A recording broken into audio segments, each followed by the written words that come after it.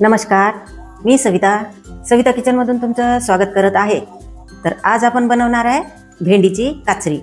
तर चला न वेळ घालवता रेसिपीला सुरुवात करूया। सुरुवात करण्याआधी आपण बघणार आहोत साहित्य।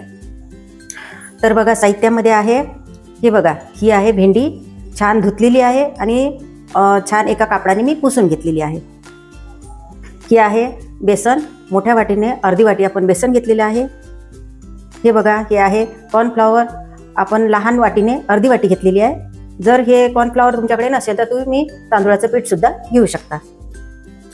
हळद, मीठ, लाल तिखट, जिरं पावडर, जिरं आणि धनी पावडर, आणि हे आहे जिरा जलजिरा पावडर।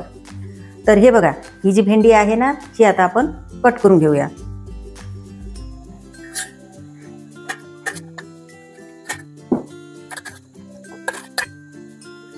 हे बघा, अशा आपल्याला भेंडीच्या काचऱ्या करून घ्यायच्या आहे। तर सर्वच आपण अशा प्रकारे आपण सर्व भेंडी कट करून घेऊया। कवळं बी असलं तर ठेवायचं आणि मोठं जाडं बी असलं तर काढून टाकायचं। तर हे बघा, भेंडी आपण या पद्धतीमध्ये कट करून घेतलेली आहे। आणि आता या भेंडीमध्ये हे आपण जे साहित्य घेतलेलं आहे तर ते साहित्य आपल्याला सर्व यामध्ये सोडायचं आहे। सर्वात आधी आपण बेसन सोडूया।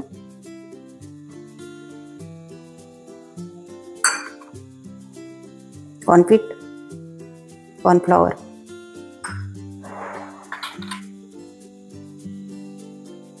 एक चमचा लाल तिखट, मीठ आपल्या आवडीनुसार, थोडीशी हळद, धनी पावडर, जिरं पावडर आणि हे जलजिरा पावडर। ते सर्व आपल्याला मिक्स करून घ्यायचं आहे। सर्व मिक्स करून घेतलेलं आहे। आता थोडंसं आपल्याला यामध्ये पाणी सोडायचं आहे।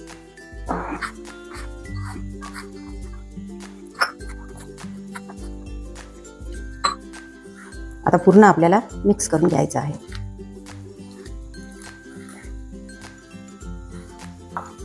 हे बघा, आपण थोडंसं पाणी यामध्ये सोडून सर्व मिक्स करून घेतलेलं आहे आणि आता याला आपल्याला फ्राय करायचं आहे। तर इकडे बघा, आपण तेल गरम करायला ठेवलेलं आहे आणि छान गरम सुद्धा झालेलं आहे।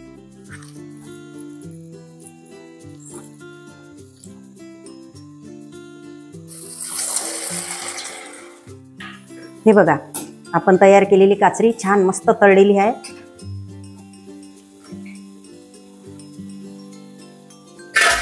हा कसा मस्त आवाज येतोय। तर अशाच प्रकारे आपण सर्व काचऱ्या तळून घेऊया।